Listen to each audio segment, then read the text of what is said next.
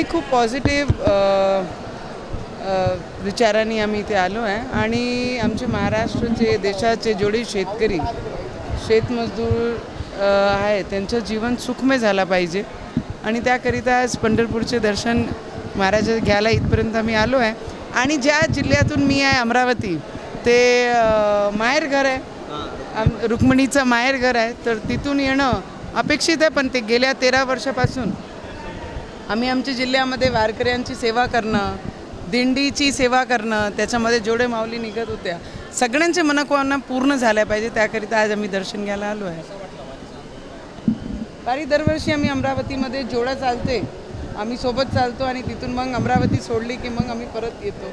पण ते आनंद वेगळाच असतो देवाकरिता आणि ते विश्वास घेऊन जे वारकरी निघतात ते विश्वास आमच्या मनामध्ये लोकांसाठी जे पॉझिटिव्हिटीने काम केलं पाहिजे त्या पद्धतीने आम्ही दरवर्षी त्यांची सेवा करून ती पॉझिटिव्हिटीने आम्ही काम करतो।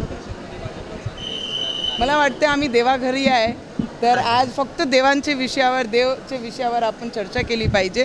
आणि मला एकच गोष्टी माहीत आहे, खोटा प्रचार करून जे लोकसभामध्ये जेही महाआघाडीने केलेलं आहे, खोटं जास्त दिवस टिकत नसतो आणि खऱ्याची जिंक अशीच असते। मी एकच गोष्टी सांगू शकते, मी माझे जनतेचे भरोसे निवडणूक लढत असते आणि जेही झालं मी कुठे कमी पडली असेल तसंच मला वाटतं।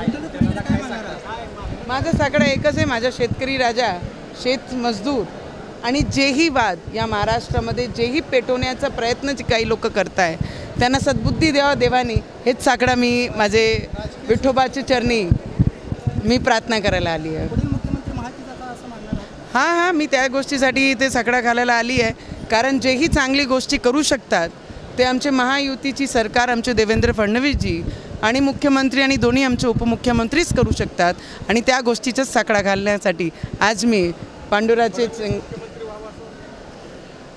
मला वाटते महायुतीची सरकार आम्हाला अपेक्षित आहे आणि त्याकरिता मी आशीर्वाद घ्यायला आज इथपर्यंत आलेली आहे। चल